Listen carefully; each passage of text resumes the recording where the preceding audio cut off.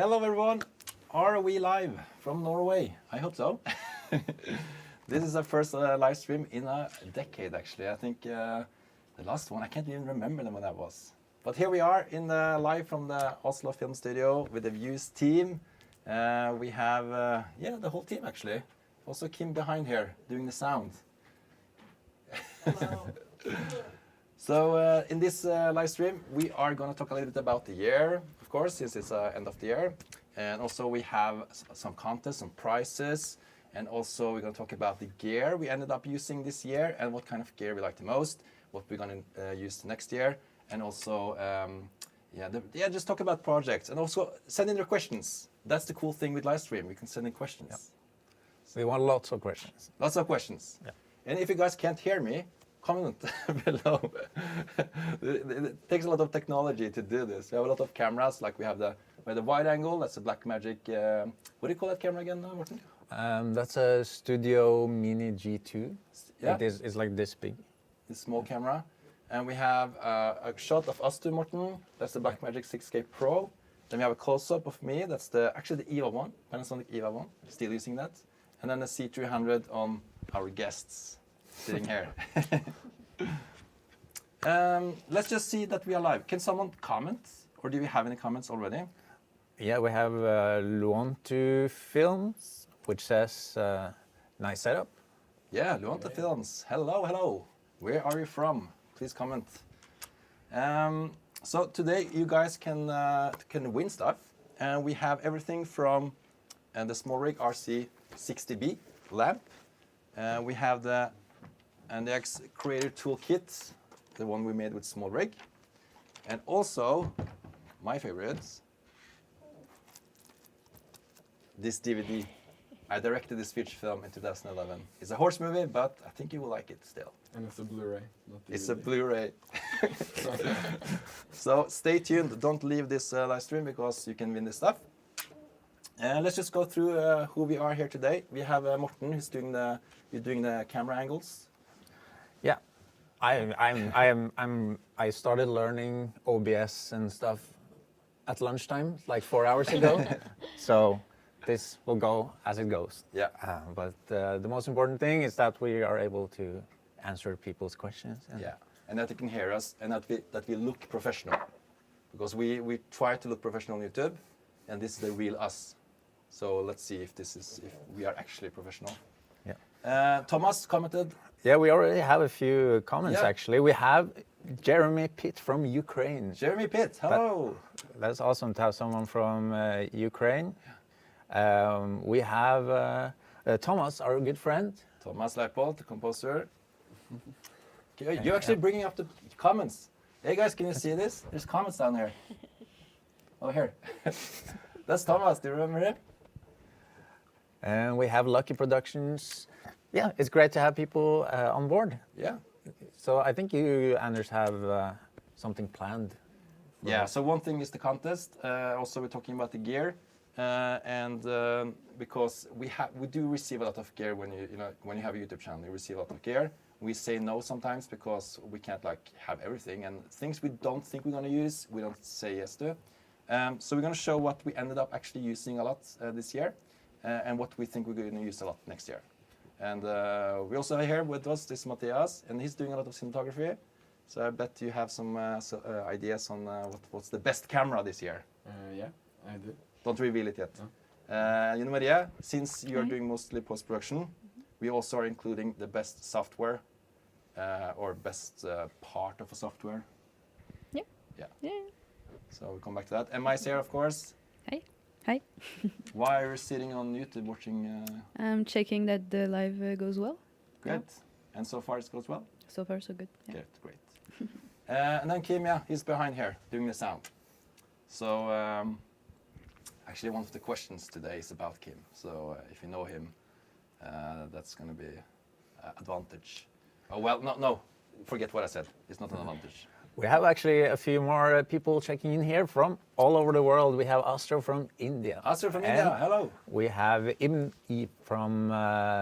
Nazar from Pakistan. Pakistan, India. And he's asking, why are always your videos so late? Why are your videos so late? What do you mean about that? Like, late after a product was released, or late in the evening, or slow? We don't make that many videos. Maybe that's what you mean. Yeah. And we have Kenya. We have Kenya as well. London. Hello. Awesome. Great. Thanks for coming. Just comment a lot. We'll pick out your comments and answer your questions. Cool. We have a program.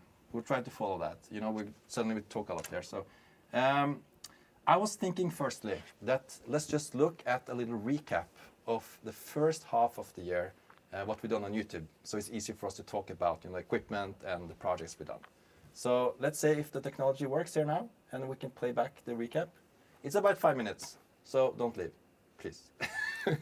Come back. I tried to edit it short, but it's hard when you've done so much, you know. Okay, let's roll. Let's roll.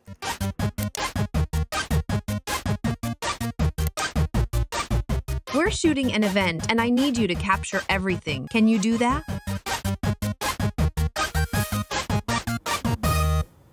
Cool. Yeah. We did an experiment trying to create a high-end commercial in only one day, only in this room. And to see if this actually worked, we found a company and we gave the commercial to them as a surprise. Will they think it's a high-end commercial or not? Wow, it's amazing.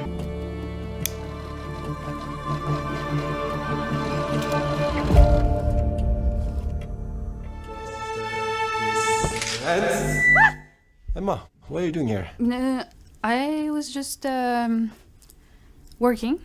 What? Are you crying? No? It took some time convincing Anders that doing a redesign is something that we should do and spend money on. You know, Anders is old, and old people, they don't like change. He's part of this direction where all of the small icons that we animated to kind of show the different personalities in VJUS. The idea is to then overlap our subjects as they turn around to simulate the camera rotating around them.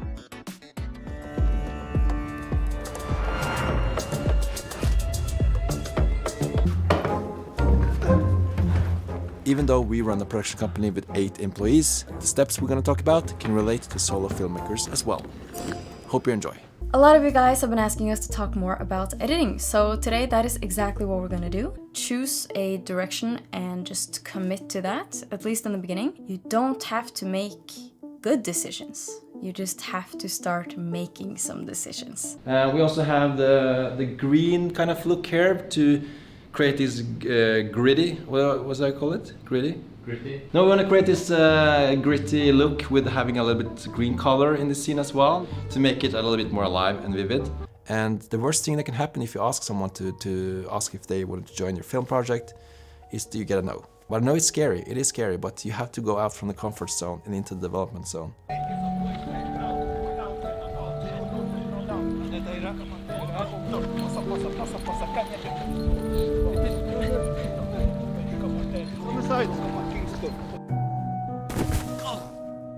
So far so good. Build 1, Build number 2, build 7, 10, 11. 14, the last build.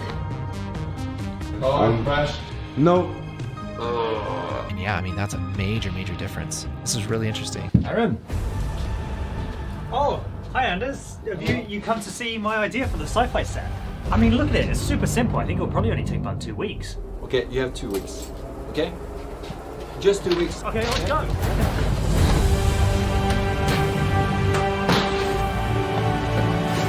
Oh, wow. Look at what the how did you... Everything's a mess. We're pretty far behind.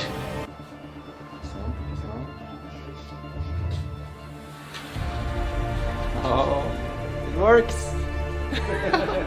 The coolest part is adjusting the focus, because the bokeh was calibrated correctly, and it was amazing. Because it's a collaboration, I'm doing the 3D and he's doing the set, so it's coming together, and we have to have this seam there. If you just know why soft light is soft, you can modify the lamps you have and make it soft. Like this, if you have a white wall like this, you can bounce it in, then the light source becomes bigger, right?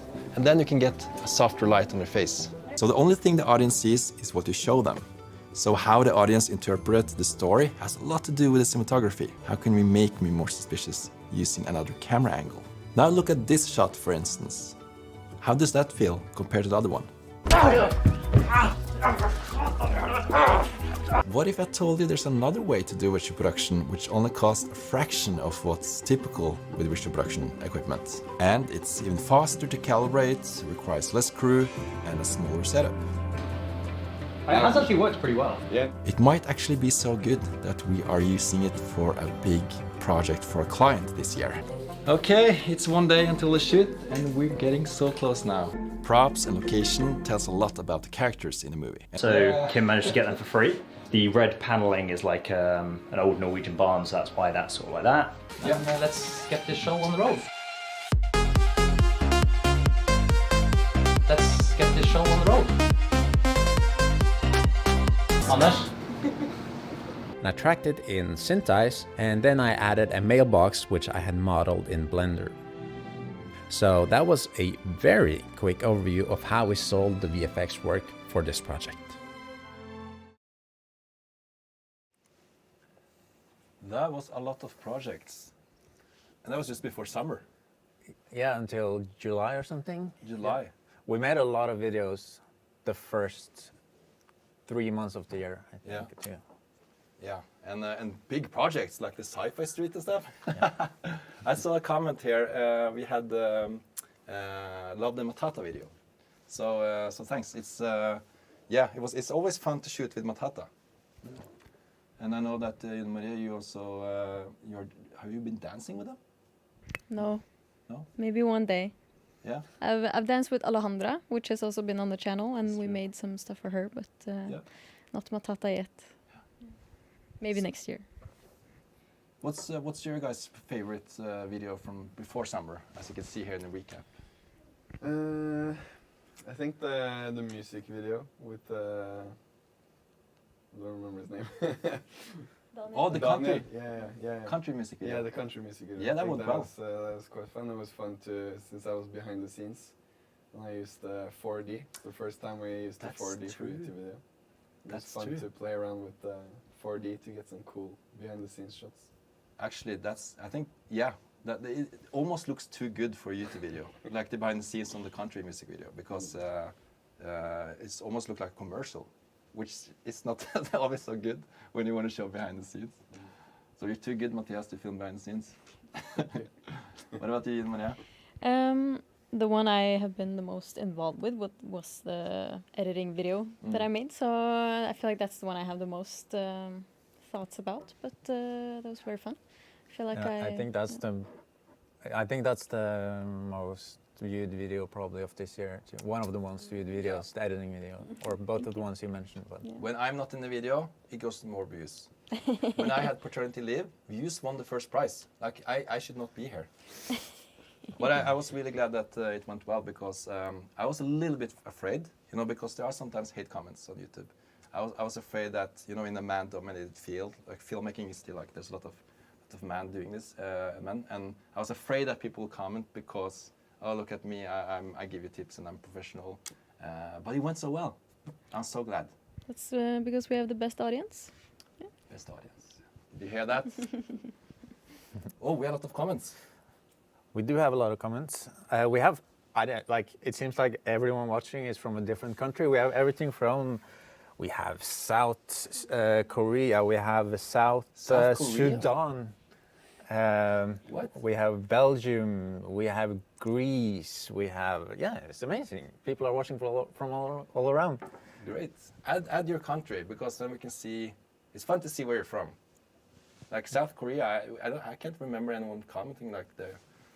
It's normally like Germany or UK or USA. Yeah. But South Korea, that's cool. Awesome. And Morten, your favorite project? For me this year, I was gone for a lot of the year. As you might have noticed, my interview setups were a little bit crappier than everyone else's because I was filming in like random hotel rooms and really ugly apartments. But for me, the last big thing we did before I left was the Sci-Fi Street project, which was a big project for us. And it was a lot of fun. We learned a lot, Yeah, actually, Aaron, who made the whole Sci-Fi Street setup, or not the whole thing, we also was a part of it, but he made most of it, and he's coming now very soon, I think. He was out shooting with the DJI 4G camera, I think he's going to sneak into the studio very soon. I'm curious to hear if he's back on track after that heavy project. He got a bit exhausted. And Emma, you have a favorite project? I would say either the Sci-Fi Street or Måneland, because I worked with Fusion and it was fun to get better at it. So Fusion. Yeah. Mm. I'm curious if you and a few guys back home are using Fusion as well, or if you prefer After Effects. You can comment below. Yeah, I think we're going to talk a bit about Fusion later, probably. We're going to go back to that. Comment about that. Fusion versus After Effects. We have done some work. Let's now look at the last recap. It's after the summer. It's a bit shorter, and after that we're going to have a little contest. So stay tuned. Morten, should we play back the recap too? Yeah, and then we'll do some more questions too after. Yeah. Let's go. It's a bit embarrassing saying this, but we have shoots where we suddenly have forgotten something, like a screw. Marius had to go back to the office because there's one small piece missing for the gimbal. So we thought, could we make a box that could fit all these things and also useful things on set like an iPad, your script, color checkers, that kind of stuff? Have that all in one box. That would be really cool. You have faith in this product? I do have faith in it. I think it's awesome, like knowing that it exists. Yeah. I'll probably pick one up. Yeah. It's very good to meet you. You too, brother. Thanks so much. It's been awesome. We gave ourselves a challenge. Can we, in just one evening, fake sun, sunset, and moonlight by using only the Aperture 1200X? Hey! So nice to meet you. Yeah, we've been waiting for you for so long now. Like we can't wait to shoot this. We heard you're the superstar. You're the best. Let's give her a hug. Yeah. Don't touch too much the script because it's gonna make sound. Like a really warm light on this side. Make sure you don't move too much because then it's gonna become a blue light. Don't talk too fast. The talent will think more about not doing any mistakes than actually doing a good presentation or acting. Try this instead. Okay, are you ready? Okay, so first time for me scanning a location with LiDAR. Look at this! Look at this! Wow! Oh. This is the scene Morten has created. Okay, so we can actually do proper blocking, like we can... Yeah. Action. So yeah, you can plan where you want to put your lights. But hurry up. They are on their way. How do they know? Our insiders say that they are searching the area for the 2 missing YouTubers that went crazy and disappeared a while ago. Vær så god.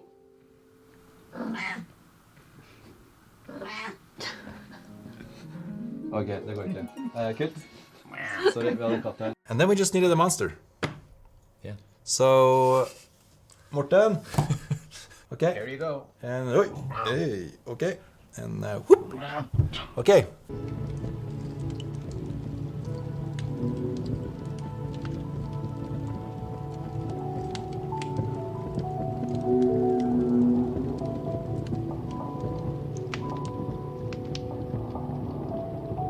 Hallo? Hallo? Hører du ikke jeg sier, eller? Yeah, that was all the projects we've done this year with the YouTube channel. And Aaron, you are here now. Yeah. Welcome. I missed some of the projects, but I saw the weird alien sci-fi monster thing. I thought it was really cool. Morten, you have become really good at VFX. Yeah, when I saw that, I was like, that's a big step up. Like Morten surprises us all the time. Like he was supposed to just be a time-lapse photographer, and now he suddenly, he's CEO of the company. He suddenly makes like 3D stuff, and you can even sing. I heard you once singing in South Africa. So I haven't shot a single time-lapse in like 2 years. Oh.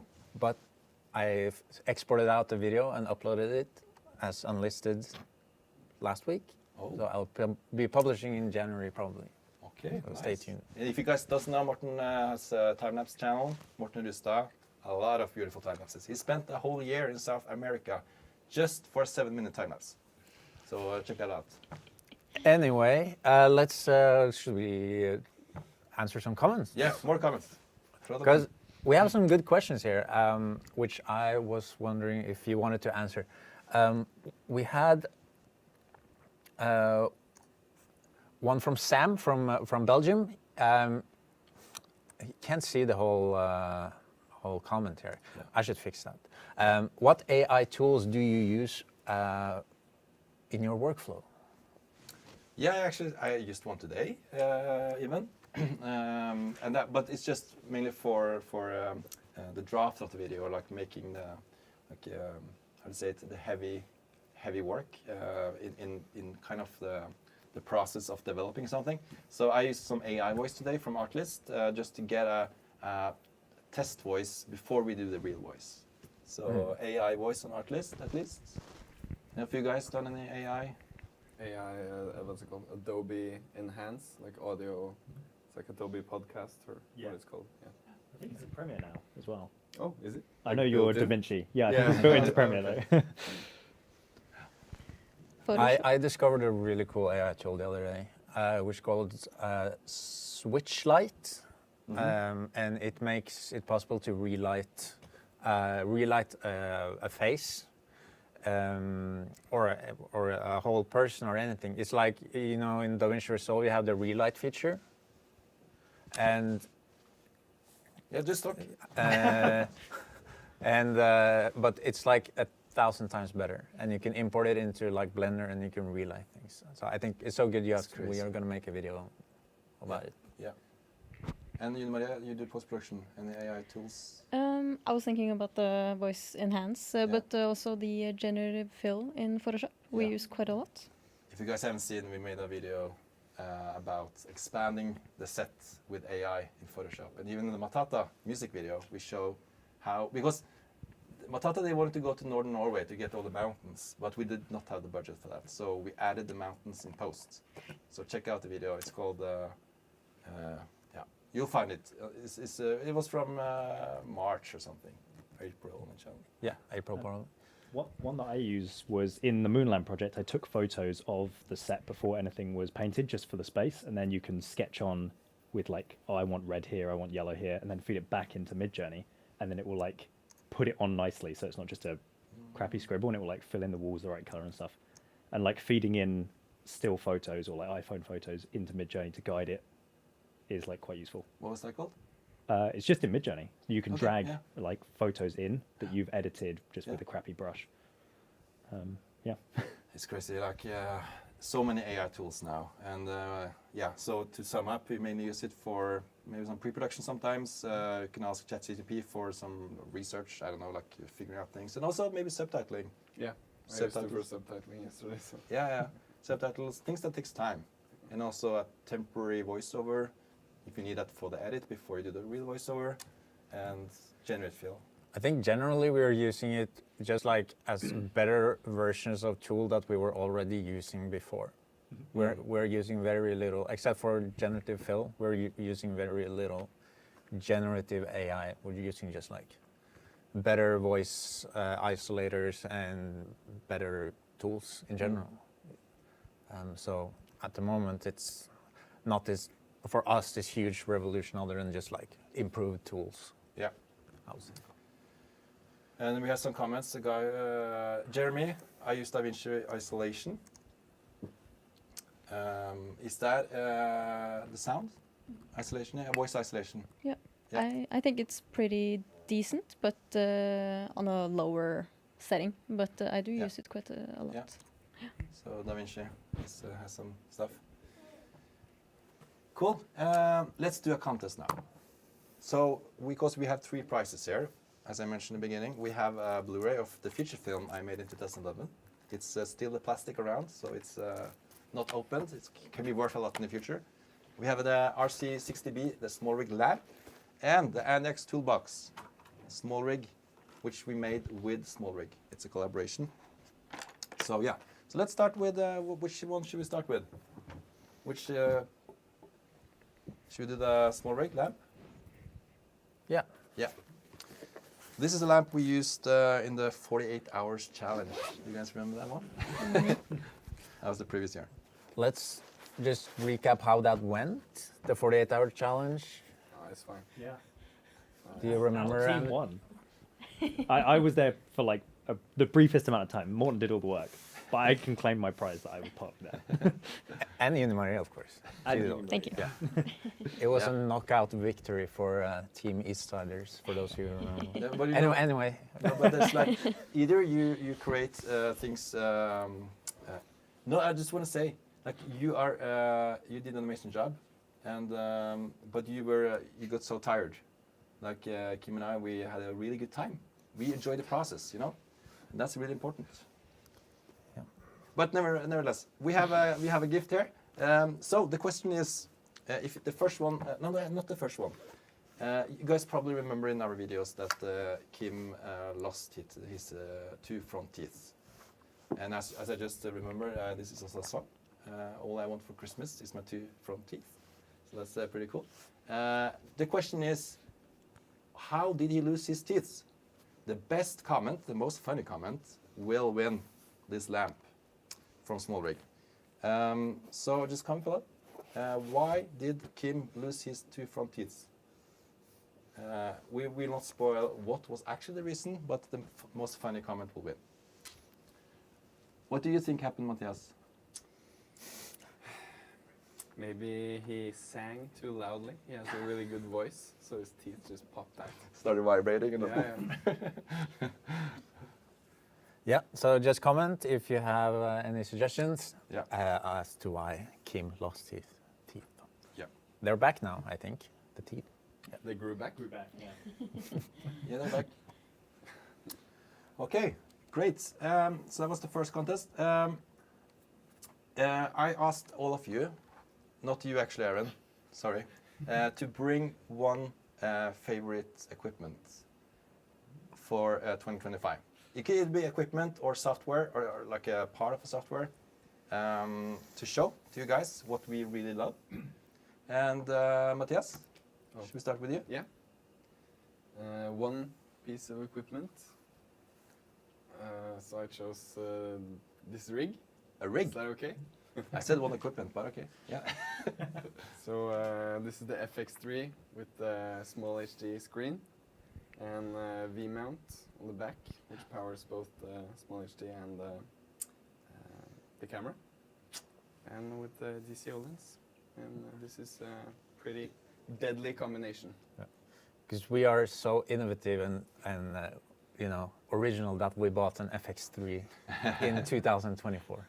But the reason why was that you disappeared with the A1. You brought it to USA. Yeah. And we're like, where's the A1? Because Sony A1 is really good. So we had to buy something that was similar. So. But then maybe I can show my rig. Yeah. As a bit of opposition to Matthias's rig, which is of course the A1, which I bought, or the company bought for my time-lapse work. Yeah. Back in when it came out, 2021, something like that. So you were in front of time. And I thought I was going to have this camera to myself, but then everybody started using it a little bit more, and then suddenly it was like the favorite camera, and Anders was running around with the gimbal with this on all the time. Yeah. We had a big project on the National Museum here in Norway, so we used the tilt float Steadicam with the vest and arm, and the glide cam.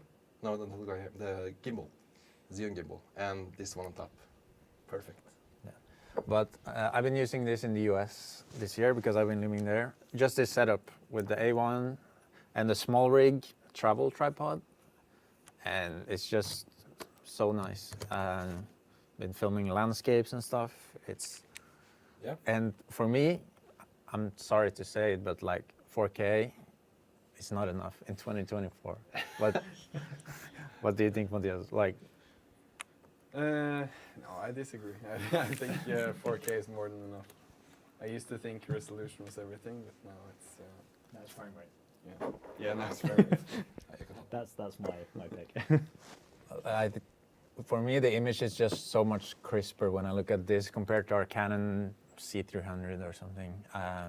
It's more details, and when you are doing VFX, it's just so much better. The noise is smaller. You come from the time-lapse world, but everything's so sharp. And we like it to be gritty, or gritty, I can't remember the word. Gritty. Good. Gritty. Gritty, yeah. But Matthias, why, what do you think, FX3 or A1? I mean, to be fair, they're quite similar. So, but I like the FX3. That's generally Sony has really good autofocus, and it's so nice with like small cameras. Slap it on a gimbal, and you basically have everything you need. And Morten, why do you like A1 the most? More than is it resolution? Yeah. Yeah, that's it. No, I've been shooting 8K with my timelapse stuff since 2015. So for 10 years now, I've been doing 8K. Yeah. And I understand, like, as a delivery format, it doesn't make any sense, but I love working with 8K files because it gives me a lot more information to work with, and especially when doing VFX and stuff like that. But I think 6K is probably like the nice middle ground at the moment, where you can crop in a little bit. Yeah. But what's the price difference now between FX3 and A1? And they just released the A1 Mark II, and it's just the same as the first one in a slightly different body. So I feel like when we bought the A1, that was a good purchase because they are using the same sensor in the Burano, which is a lot more expensive, and it's just really good. But I think that you can get a second hand, maybe Sony A1 now. So check it out.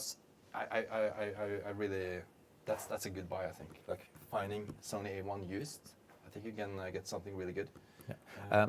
Jeremy was asking, is Tilt a Float usable today, or should he wait for the second version? You just used it. Yeah, we used it like last week. Last week, yeah. And definitely still usable. It's a really good. It's really hard to like balance it right to get that perfect. But I feel like I never managed to like balance it perfectly. But it's like okay enough to use, and it's really good. I think balancing is one of the fun things with it. Like it's so fun balancing. Yeah, it's fun, but it's really hard to get it right. That's right. But Aaron was asking to use our float today, right? But you chose otherwise. Yeah, I was told it was quite hard to balance, so I used the 4D instead. Not my favorite camera this year, but it's probably my second favorite. And for those who doesn't know about this camera, it has the gimbal at the end of the camera. So it's a gimbal camera. Yeah. With the up-down movement, so you get a very similar look to a vest, I would say. Yeah. So that's the DJI 4D. Nice. We have some comments about Kim's teeth here. Yeah. Someone is saying that he tried to tighten the tripod with his teeth. Who was that? Who said it? Alfredon Studios. Alfredon Studios. From South Sudan. How do you show? Can you show the whole comment on I'm trying, but it's difficult, man. Trying? No. Okay. I can, but as I said, I learned this. Do you understand? But still, it's impressive. Like you can actually see the comment down here. It's crazy. That's 2025. But so have a short comment. Let me see the whole thing. Yeah, there are a couple of those kind of comments about tightening screws, and he built a shitty rig that was a bit too shitty. Yeah, we have some good competitors. Eating pizza in Dyreparken. Maybe that's actually the real answer. At the zoo. Yeah. Have you ever? You haven't said what the reason was. No, we will not You'll say. reveal it at the end. It's too gruesome. Great. Still comment. What happened with Kim? Why did he lost his two front teeth? And we will give you the best comment. Will win the small rig RC60B lab. We as I mentioned, we receive a lot of equipment here at the YouTube because we run a YouTube channel. So we're trying to give away some of it to you guys. So small rig, we have a couple of these we can give away. Cool. Next one. Now you mentioned what you like the most. Maria. Yep. It's post-production for you. Yes. But what in post-production do you like the most? There's not that many cool new shiny things in editing technology, but I've been really enjoying color grading this year. So my choice is the color page in Resolve, and I think the possibilities are almost endless, and there's many different ways to grade, and I'm learning new techniques throughout. So Film look creator. Yeah, the new. You don't like that. I like that. I love the new film look creator. it's pretty good. It's a new feature with Resolve 19. But we also use something called Filmbox, which I'm a huge fan of. So, but they are, a little bit similar. But Film Creator is a very good choice that is built in, and you don't need to like buy any extra plugins. And I think you can do a lot with it. So, And you have also the adjusting halation and glow and stuff. Yes. I love glow. Morten does not love glow. But it's bloom, it's not glow. Oh, that's true. Bloom, so it's much more like tasteful version of glow. Yeah, I just criticized your use of glow in the distance dream scene because it was all over the place. I love halation and I love mist filter and everything is just like the glow to a tasteful degree. Like I follow, like everything I do is from my heart, and what you follow is your brain. So it's not strange that I have a glow. Yeah, we can talk about this for hours, but let's not talk about this now. Great. And then Emma, you as well, something in post-production because you do a lot of editing here. Yes. Again, I think I'm going to say Fusion. Fusion. Because, I've been using it more and more this year. And, at first I thought that it was very confusing and I was like, what is this? But the more and more I use it, I think we can do a lot of stuff and Yeah. And did you use After Effects before? A little bit. I had like maybe the basics. I knew the basics. But now I'm better in Fusion than in After Effects. Yeah. And what's of course great with Fusion is that it's in DaVinci Resolve. Yes. It's very easy to just look Don't at. need to export. Yeah. That's really nice. So you made the intro. Of this live stream. Yeah, in the Fusion. Just quickly. Yes. Cool. Kim, we have a comment from Joe saying that the hand mic is fine, but the lav mics are a bit low, all of them, I think. But to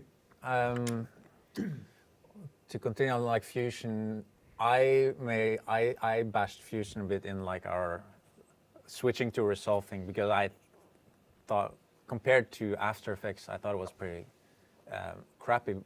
But that was because like everybody sold it in as an After Effects replacement. But I think I still stand by that. It's just too complicated and to make these big text-based stuff. If you're doing keyframes, you have like this 1 pixel line that you have to move around. You have doing character animation is like impossible there. But like if you look at it more as like a new competitor, like a compositor, then I think it's amazing. I've been using it a lot lately for like 3D work and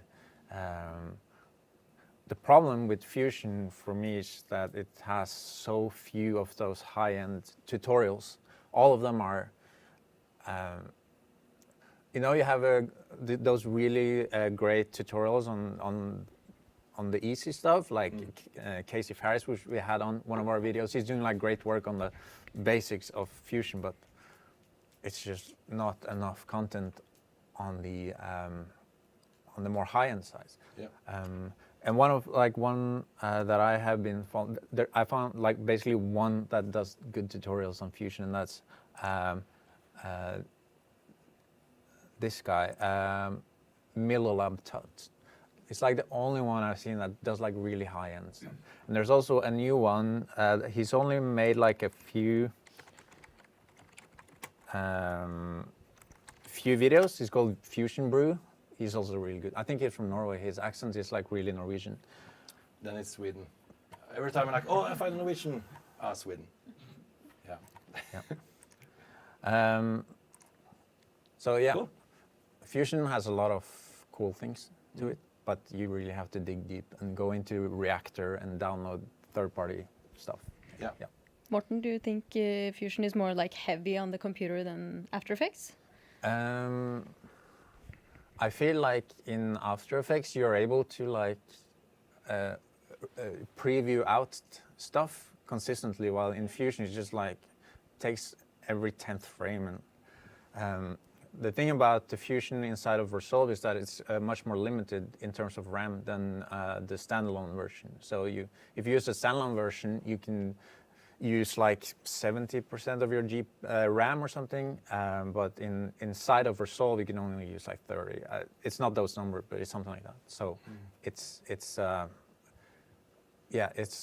doesn't have access to all the RAM, so that's not that great. But I don't like using the standalone version of Fusion because it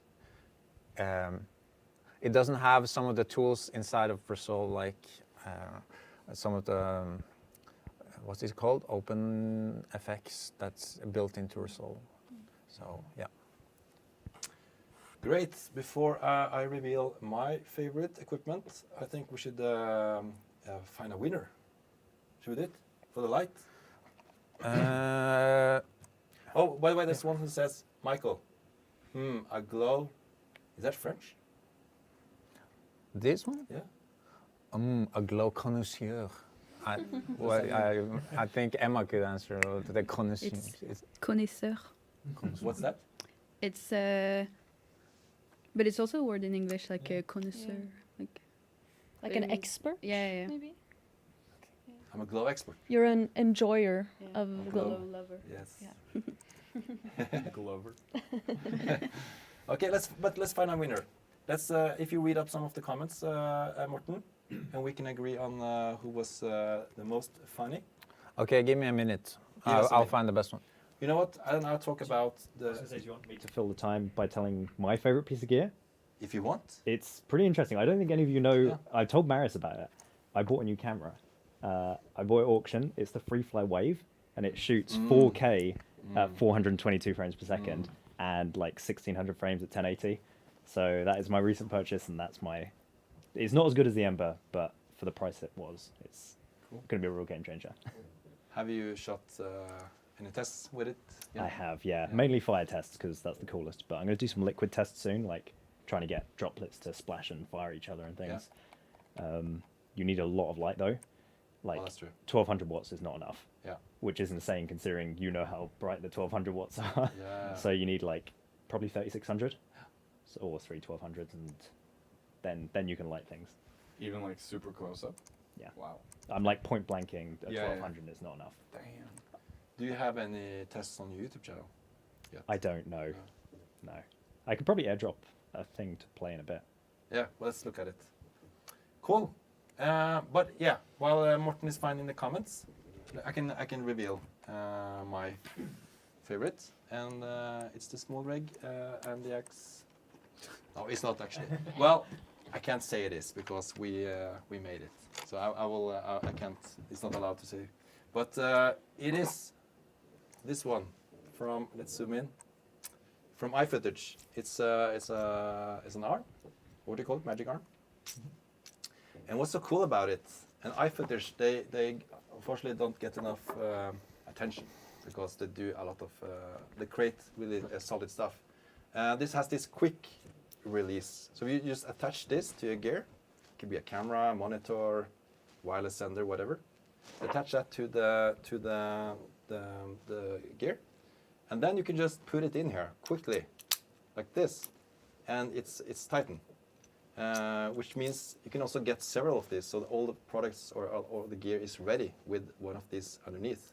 So you can just quickly swap them.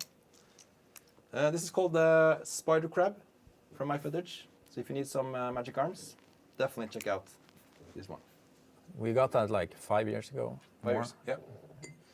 I say there are coming some alternatives from other brands now as well, which is great because of these, quick release is just, so you don't have to be like this. Yeah. I have a comment.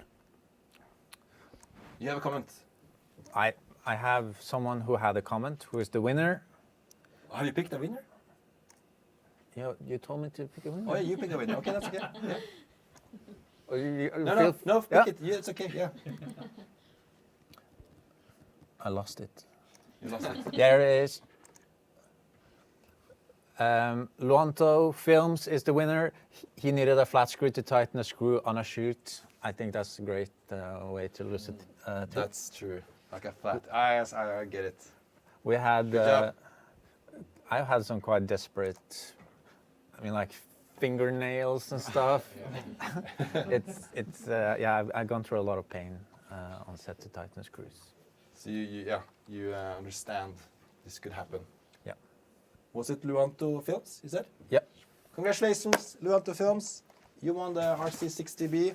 And for everyone else, don't worry, we have more prizes here. But send us your contact information. Not send your email in chat, I don't think that's good, but maybe send, we'll figure it out.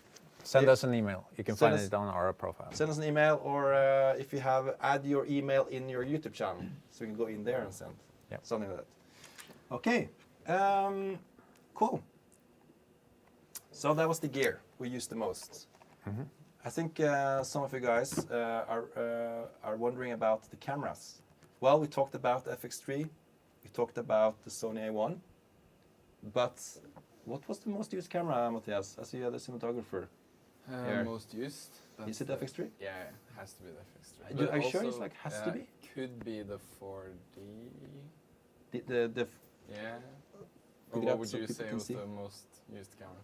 C300. I don't know. You don't know?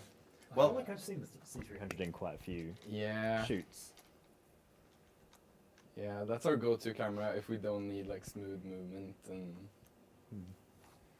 gimbal stuff. But it's hard to say. It could be all of them. Like but I have a little surprise for you guys, because I think there's another camera actually. We do have a lot of cameras here. We're lucky to have that. We have the DJI 4D, as we mentioned, the C300, the EVA 1, which is filming me right now. GH4. GH4, GH5, GH6, the Blackmagic Pocket 6K Pro we also have. So a lot of different cameras. So it's different cameras for different usage. But of course, yes, the FX3 a lot, and the C300. But I think actually it is the GH6. And the reason why is that we do a lot of YouTube, and Emma, she's doing behind the scenes, and this has been used quite a lot. Yeah. So I think this is at least in the top 3. So GH6. And why? Why do we use this for behind the scenes? I think it's mostly... Yeah, because we don't have 2 FX3s. That's true, so we're filming with FX3 and then we can't. But one thing I like about this one is that the sound, what do you call this again? The sound, forsterker, the sound amplifier inside the camera. I think it's very good. So when we use the Rode VideoMac Pro with this camera, I think the sound is very good. So when we do behind the scenes, also talking, like I talk a lot to the camera, so we need good sound. When we use this on the other camera, the A1 and stuff, I think the sound is a little bit less, how is it, heavy? It's more like, it's very like high frequencies. So that's good. And also we do have a lens, which is very fast. Is it 18 to, what's the lens? 20 to 50 something, it's the Leica lens. Yeah, it's very fast as well. Of course, it's not the best in low light, but I don't know. Yeah, I like it. Emma, you've been shooting a lot with the GH6. Yeah, I have. But I don't know much about the other cameras, so but yeah, I like it. You love the FX3 with 12,000 ISO. Oh, yeah. It looks super crisp. But I've used the FX3 on some behind the scenes, and the autofocus was really nice. Yeah. But yeah. So anamorphic squeeze now as well. Oh, yeah. Yeah, in the FX3, yeah. New upgrade. You need anamorphic lenses. Okay, I fixed the... You fixed the comments? I fixed the comment, or someone here who, another camera channel and stuff, who fixed it for me. So now we can read more. Yeah. But yeah, Michael says, I find it quite interesting that you as a company have lots of different brands and systems of cameras in contrast to most people which focus on one brand like Sony. And I think, yeah, probably not a good thing, like for us, because we have like, now we are shooting on 3 different brands here, and it wouldn't be better to have everything in one. Yeah, but so the EVA 1 is the camera we had the whole time, you know, and I don't want to sell it, because I have this special heart, a special place in my heart. And the 6K Pro was actually, we made a deal with Blackmagic so we could keep that camera for a video. So that's why we have it. And then we bought the little micro Blackmagic. Yeah, because... Yeah, And the we needed like 4K SDI out for something. Yeah. The C300 was our upgrade from the EVA one. Yeah. That's been our main camera for 4 years. Yeah, exactly 4 years. But you know what I'm doing tomorrow?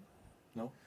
I'm going to Photo.no Astoria because I'm borrowing the Ursa 12K Cine over Christmas.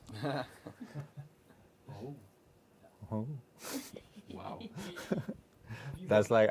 Don't you need medium format lenses for that? No, this is the full frame version. They had the 17K, which is much larger, but the 12K is normal full frame. So I'm like thinking, maybe Blackmagic could be a brand that we are. But I also want to mention the FX3 because we had the C300 Mark III. That was like our main camera for quite a while. But then you got the Sony A1 because of time lapsing. Yeah. And it could film 8K. And then we started using that camera because it was perfect with the stabilization. It was so small, and suddenly we had all these cameras. And then you went away with the Sony A1, so we bought the FX3 because we loved A1. And then suddenly we got the 4D as well. So actually, but it's interesting. When you made a video, Morten, about the 4D, you said it was for special occasions. Yeah. We are renting it out quite a lot. Yeah, because it's not a camera that people want to buy as their only camera, right? It's something that, okay, if I want to do a car shot or I want to do a running shot or something, then this is the best camera. But it's not something that I've seen people do interviews and stuff on them, but it's like a little bit weird. I used it for my line shoot actually. Then I did an interview, and it overheated. So I was like, oh, what do I do now? Oh, okay. This overheated? Yeah, during an interview. Oh. Yeah, and I tried to like change the resolution. I tried to like do this, and it still kept overheating. So. That's weird because it has such a big body, you would think, and vents and stuff. I think so. Strange. Jeremy Pitt, add the Red Komodo X to have the full camera zoo. Yeah. Yeah, we have rented Red, at least, was it last year? Well, yeah, at the music video shoot. But... Now what about Nikon? We use Nikon as well. Yeah. There's so many brands, and today all cameras are great. Like, we're just getting spoiled, I have to say. Doesn't Nikon own Red now? Yeah, Nikon owns Red. Yeah, it's interesting. We haven't really seen what the fruits of that collaboration yet. Yeah. But I think it will be very cool. And then we also have Lumix is King from Hestad. Can you put that comment up on the... Which one? Lumix is King. You can't find the mouse? My mouse went away. There it is. Yes, Lumix is king.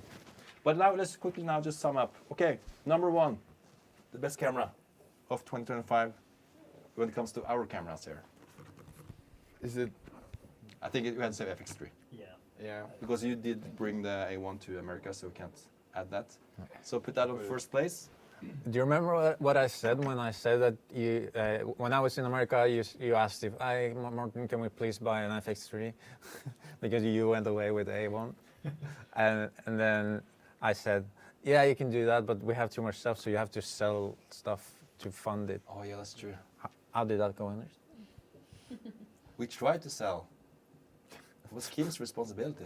He's shaking his head. Okay. We didn't. Is next year the year you sell all the cameras, including the A1, and you just get one like Burano or something? No, not Burano. No? It's 8K. I thought that would meet Morten's requirements. It's the same sensor as the A1. We can get the exact same image. Another A1. Okay, now, so let's go to the wide shot to show them. So that's FX3 is the first place. I think I want to add the GH6 on the second place. Yeah. Because we use it so much for behind the scenes, and because of the camera, we captured a lot of nice moments for the YouTube channel. It's with the Rode Vino Mic Pro. And even I shot like for a client using this camera just a week ago. Do you remember, Matthias? I was like, oh, should I bring the 4D? Yeah. Should I bring the FX3? I was like, no, I just use the GH6. Actually, 4K, 120 frames. Yeah. And then third place. I would say this. We used it a lot. The I remember there was one time we talked about it and we were like, damn, we used the 4D a lot. Like a lot more than we thought we would. So I think it deserves. And it looks good. Like I'm surprised about the image quality. Yeah, it looks good. But did you wanna? They have a new sensor. We have the 6K version. They have the 8K now, which it has more,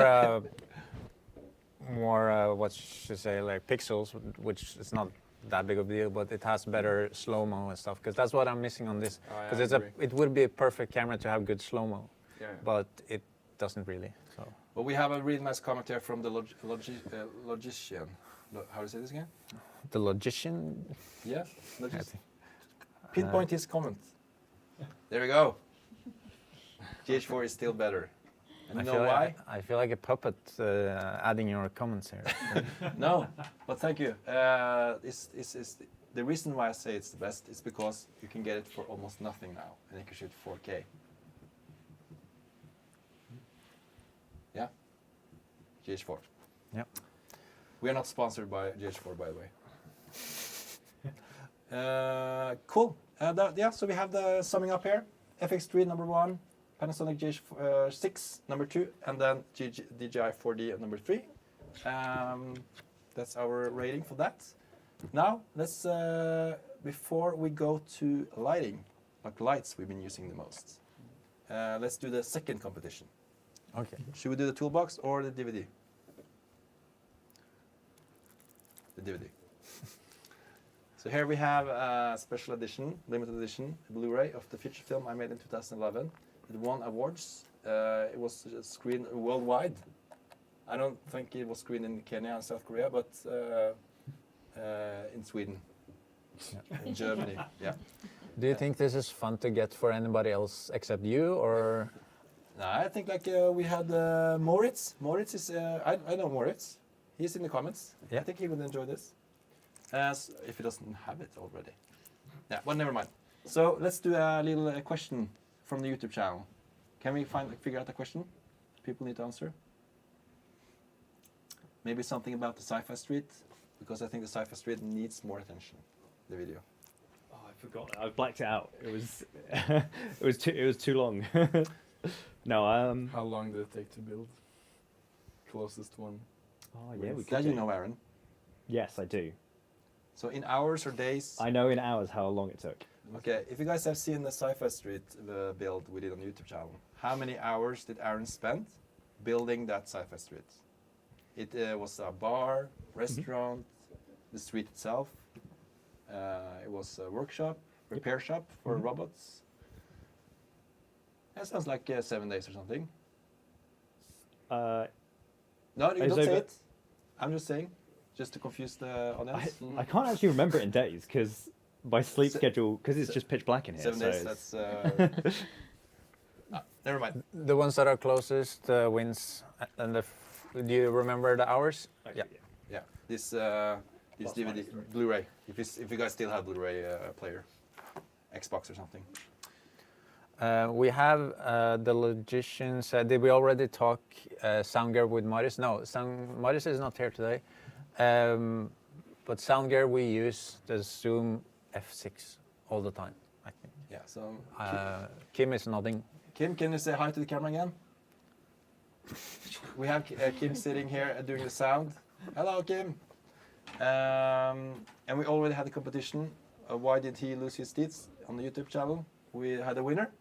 I said he used it for the camera screw. Yep. But yeah, any comments came about the sound? What we use? Zoom F6. It's really nice. It's really nice. But the microphone we use the most. The microphone we use the most now is Saxcom, Sunken Cos 11. Saxcom, Sunken. Lavia. Lavia. Yeah. Is the Saxcom. Saxcom. The brand is called Saxcom. Saxcom, the brand.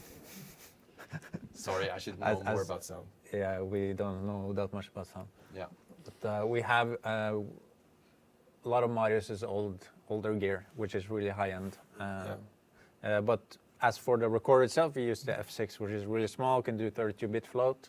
Yeah, and we have, Marius has this bigger sound devices thing, but he just kind of stopped using that for a lot of our production. So. Yeah, and you don't need to record good sound. You can use the enhancer in DaVinci, as you mentioned in Maria. Exactly.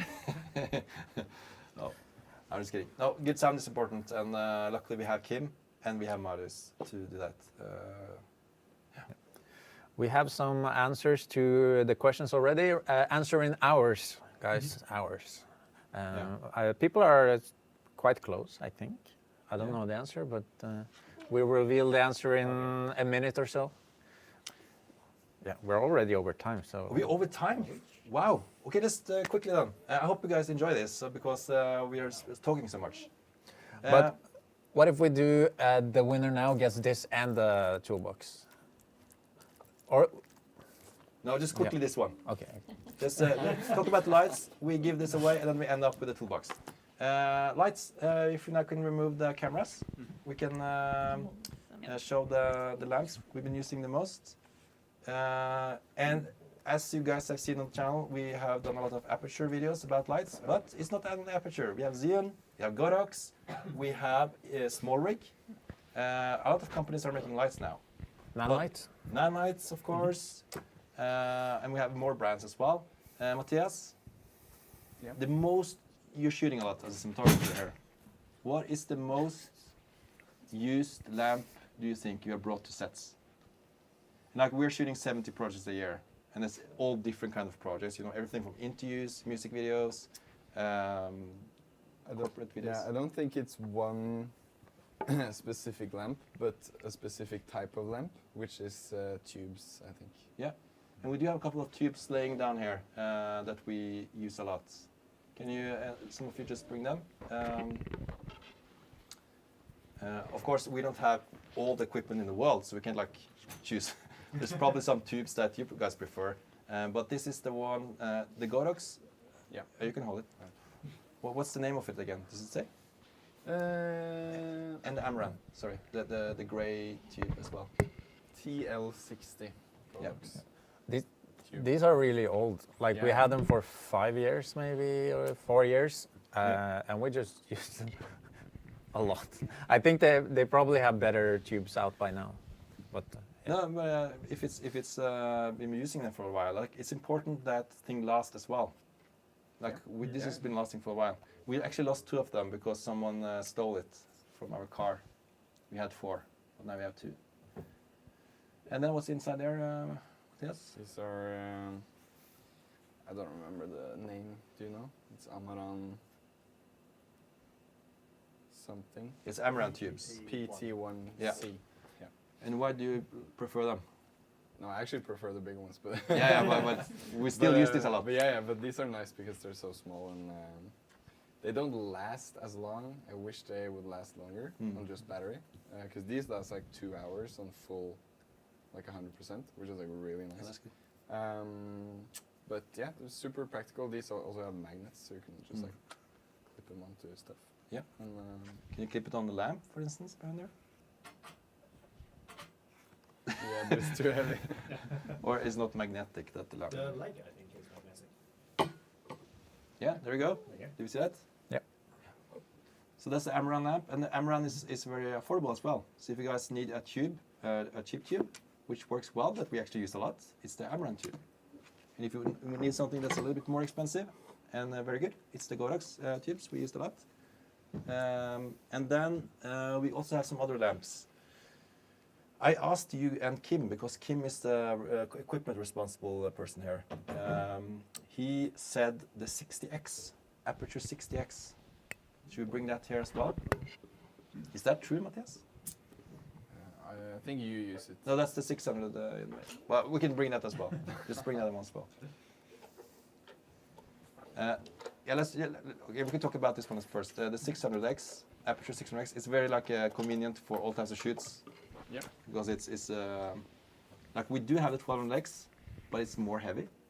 Yeah, bigger box, heavier box.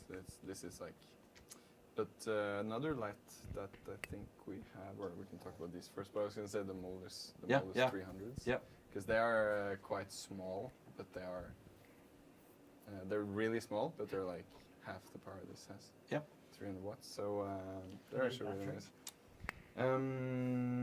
Yeah, you can use batteries on them, and I like them because they're actually smaller than this.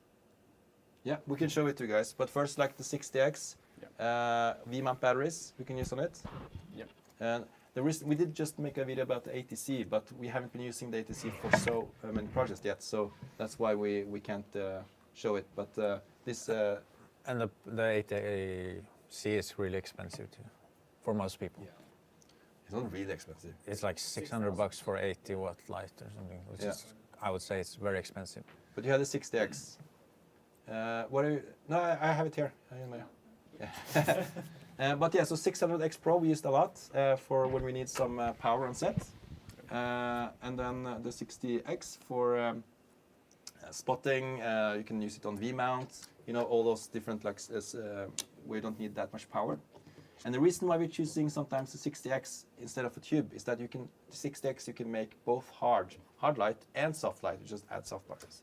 But yeah, it's this down here, Matthias. Oh, that's. I hide it here. I can get the lens. So, but you made, Matthias, a really nice setup with this box. You bring a lot on shoots. And it's actually a 600X box. But it fits two, because it only fits one 600X. Yeah. But it fits two of these. This is the lamp. Yeah. This is 300 watts. And it's basically the same size as the 60X. Yeah. So these are really practical and nice to have on set. And what's the name of it again? Molus G300. Yep. And they can boost up to like 500 too, I think. Oh, they can. Yeah. So we have two of them in this bag, and even then you have a lot of more space in it. Can you show the bag to the camera just to see how much space you have? Do you see this? So two 300 watts lamps that are so small, and still you have space for the tubes. So you can put in a tube. You can even put in a camera. Yeah. So a nice thing to just bring with you if you need to go by yourself or walk to the place you're filming. Cool. So to sum up, what should we think is the first choice? First choice. I guess the 600X, because that's what we used the most. 600X. Yeah. So let's put this on the table, if you are able to. I think every project I've ever worked on, you guys, someone's used the 600X. Yeah. But why would you use the 600X, not the 1200? Is it the 1200 that much bigger, or? Yeah, and it also requires bigger stands and stuff, so it's. Yeah. And we do a lot of like smaller projects in Oslo. Like we need to bring the equipment somewhere, having a little bit like smaller lamp, and very often this is enough for most shoots. But Aaron, how many hours did it take? It was 160 and a half, because I estimated 140 to 160, and I was only over by half an hour. 160 and a half. Okay, then I think I have to go with the one with the most. Oh, that was close. Yeah, I think Vegard won. He said he already had. He found that he had another comment earlier that he found Til siste hinder DVD in his. Vegard, do you have it? Do you have this DVD? Yeah, there. Congratulations! Anders actually found the DVD version. Oh, that's cool. The DVD version. This is the Blu-ray. DVD is even more limited. But yeah, congratulations. But it's Vegard, the guy who won. Yeah, he won. So maybe should we give it to someone else? Maybe. Oh yeah. One is enough. It's one too many, if you ask me. But then who was the next closest? I have Jeremy here, 127. Jeremy 127. Yeah, some people said weeks and stuff, and I'm not gonna. Yeah, I think it's Jeremy. Jeremy Withers, Vegard. If you let's send something to Vegard as well. the toolkit? The toolkit? Maybe we should. Yeah. Vegard? Vegard, he's coming. He's one of our most loyal viewers. Vegard, you know what? You got the toolkit. And Jeremy, was it Jeremy? Yeah. You got the Blu-ray of the feature film. I made it, directed in 2011. It's a horse movie, but it has English subtitles.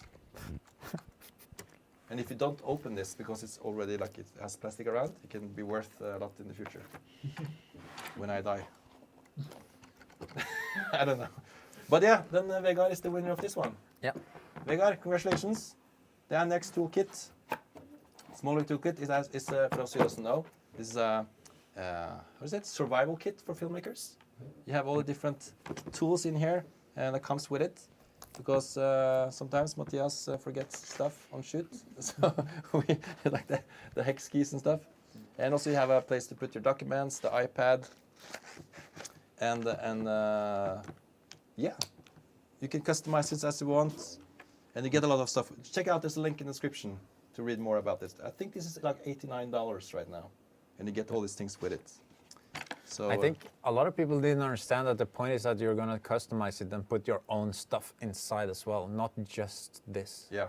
So you put your own stuff in there, and it comes with everything that's here, so you have a nice starter kit. And it's for beginners, I would say, like for people starting out. Yeah, and the thing is that if you sum up all these things that comes with it, that's above $100 if you buy them separately. So yeah, great. And now we forgot the two last lamps. Just quickly. Okay, we have the 600X Pro. It's on number 1. And then we have, should we say the Godox tube? Oh yeah, yeah. That's Number 2. Yeah. We've been using that for many years now. And then, will you say the 300 more or less? Yeah, I would say that. Okay, let's bring out one. And that's interesting because also in the camera we have 3 different brands. And now in lights we also have 3 different brands. Aperture, Godox, and Xeon. Yeah, no brand loyalty. Yeah. Great. Time runs fast. Like how much? Oh, it's 20 above 5. Yeah. Yeah. Should we wrap up? Does anybody have any more questions they want to ask? I don't know. I can at least say a couple of things. I had a little secret. I don't know if I mentioned that I was supposed to reveal a little secret, but one secret is that we are actually working on the script for the Camera Hack 2. And if you have been following this channel or seen the last videos, we made a little scene, a little teaser for that. It's called, what's it called again? It's called Pre-production for Filmmakers Became a Lot Easier. Radical, and there's a little teaser in that video. Or was it all? It was the one after. It was after. 6 awesome filmmaking tools to make cinematic scenes. Check that one out. There's a little teaser about the Camera Hack 2. So we're working on that. I would like to ask like people, because I'd say our videos are not like performing the best at the moment. Like that's what true. do people want to see us That's true make? as well. Comment below what kind of videos, except the Camera Hack 2, do you want to see next year?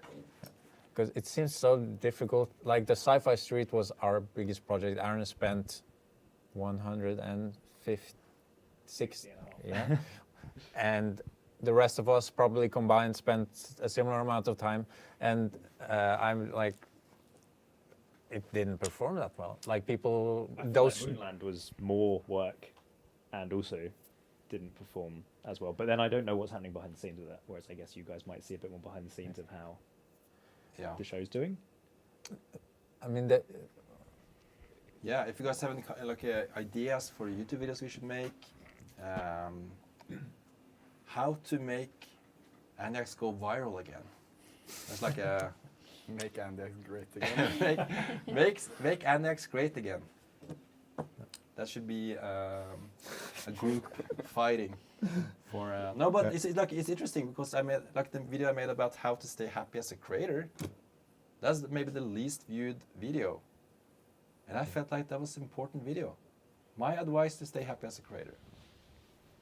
I think that is the most important video, but that's how it is. So if happiness is your least viewed, then you need a video of how to be sad as a filmmaker, and then that will perform well. No, definitely, yeah. If it's like why I'm sad every day, That would probably That perform probably better. would perform really well.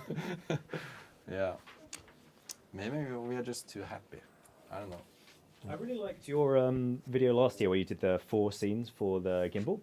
I thought like the full breakdown of shooting in different styles and different places, and that also performed really well. And it was a longer video, it was like 30 minutes. Which one was that? Yeah, that was a breakdown of like actual project we did. So maybe do more breakdowns of actual commercials we made. That's true. Yeah, we have Vegard here saying that he loves BTS from real production, so Yeah. camera test. Yeah. Yeah. But I just sneak peeked on the comments there, and very nice. Thanks for the positive comments. We see them. And also Rick, I agree. Yeah. Can you show Rick's comment?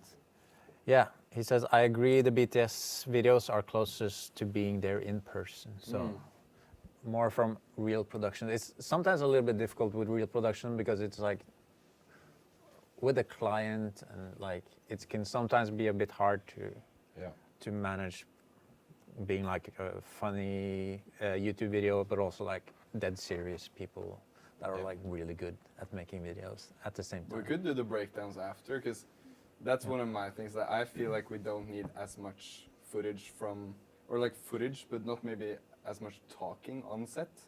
Like we can just talk about it afterwards as long as we have lots of footage from the production. Yeah, and that's an interesting thing because the last video we made about Aperture 1000C and 80C, that was kind of that way. We did not talk too much on set. It was more talking in the studio afterwards. So there you as an audience, you are with us after the shoot, or you could join us on the shoot. It's like 2 different ways. It depends on the project maybe. I think when you're on the shoot, you don't need to be as presenter mode, almost like you're not talking to camera, but you are talking to the crew, and then there's still shots like that. Yeah. Because then you, as the director, can just focus on the client won't feel too far removed. And there's a really nice, I've seen some videos about people having a laser microphone on the cinematographer or the director on set, and they're just observing. The problem is, I thought about this, we are speaking Norwegian on set. You can just you can subtitle that. That's what AI is for. Kom igjen, Mathias, må sette opp det kameraet fort deg, og så Ine Marie, kom over her, ikke sant? Og så no one understands.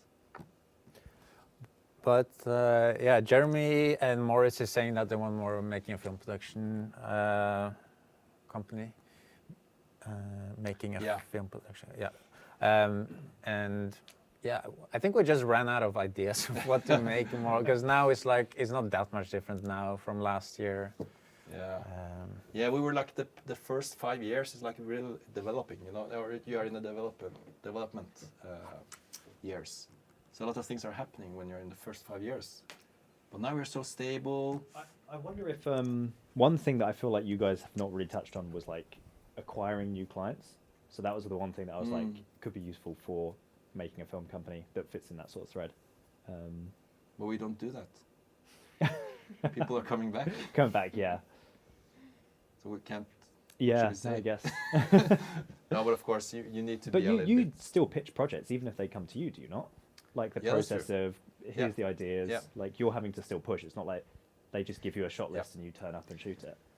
Regarding that, I also want to mention before we end that we have a film workshop next year in June, the Andyax Film Workshop 2025, and there we'll talk a little bit about pre-production. It's not going to be a lot of talking in the workshop. We're going to do hands-on making films together. But in June 2025, check out andyax.com. Go into the film workshop part. Send us an email if you're interested. It's next year in June. We have some spots left. And I think the biggest sales pitch for your workshop is that a lot of the people that have been on your workshop is in this comment section. Oh. And they are coming back again and again. So I think that just says how cool those workshops are, that people are coming back. That's true. So Rick, I see Rick. Rick is here. I think Trevor is here as well. Moritz, the logician, that's a tiny picture. I think it's Trevor. Yeah, I think it's Trevor. Yeah, Trevor, the Canadian guy. Yeah. I think it is. So check out the workshop. I know it's a little bit expensive for some people, but it's include everything. So your own room, a chef that makes four meals a day for you, and also the teachers, and 1 week of fun. Yeah, should we wrap up then? It's we were supposed to end at 5, but now it's 5:24. I came back from the US yesterday, so I need to go pack out my suitcases. Yeah, and also just thanks everyone watching now for watching and also supporting the YouTube channel. We are of course making YouTube videos for an audience, and that's you. That's the main. And then second is that we have fun. So, yeah. So thanks for watching, and I hope you guys like this live stream.